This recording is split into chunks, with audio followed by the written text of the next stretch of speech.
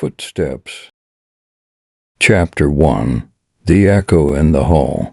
It was a dark, stormy night in the small town of Everwood. The old mansion on the hill, known to locals as Blackwood Manor, stood ominously against the backdrop of lightning streaking across the sky. Inside, Evelyn Harris, a young writer struggling with her latest novel, sat in the dimly lit study. She had rented the mansion for its solitude, hoping it would inspire her. As she typed away on her vintage typewriter, a sudden noise made her pause. Footsteps, slow, deliberate, and echoing through the empty halls of the old mansion. She glanced at the clock. It was past midnight. Her heart raced. She was supposed to be alone. Chapter 2. Shadows of the Past.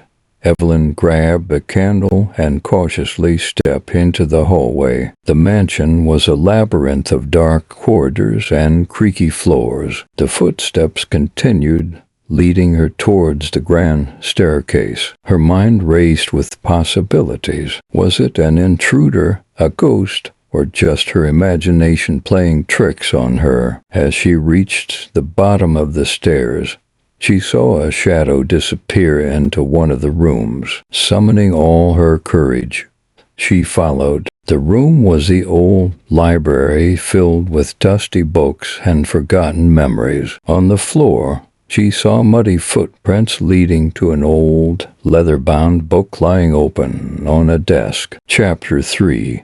The Secret Journal. Evelyn picked up the book. It was a journal, its pages yellow with age. The name on the first page read Margaret Blackwood. She began to read. Margaret had lived in the mansion over a century ago. Her entries spoke of a hidden secret, a family scandal, and a treasure buried somewhere within the estate. The journal also mentioned hearing footsteps in the night, just like Evelyn had. Margaret believed the footsteps were the spirit of her long-lost lover, Edward, who had disappeared under mysterious circumstances. Chapter 4.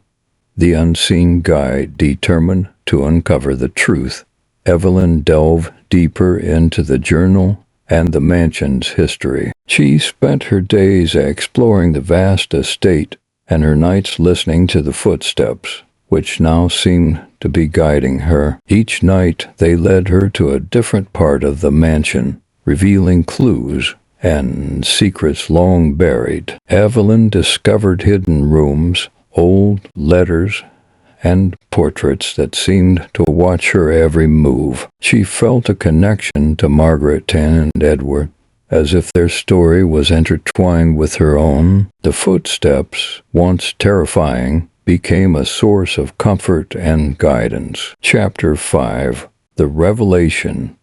One stormy night, the footsteps led Evelyn to the basement. It was a place she had avoided, sensing something sinister. The air was thick with dust and the smell of dampness. She found a loose stone in the wall and pried it open, revealing a small, ornate box. Inside the box were love letters between Margaret and Edward, detailing their plans to elope and start a new life together. There was also a map of the estate with a spot-marked X.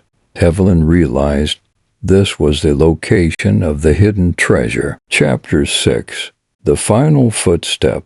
Evelyn followed the map to an old oak tree in the mansion's overgrown garden. Digging at the base, she uncovered a chest filled with gold coins, jewelry, and a locket with a picture of Margaret and Edward. As she held the locket, she felt a presence behind her. Turning, she saw the faint, ghostly figures of Margaret and Edward, smiling gratefully. The footsteps stopped that night. Evelyn knew that the spirits had found peace, their story finally brought to light. She decided to write a book about their love and the mystery of Blackwood Manor, a story that would become her greatest work. Epilogue.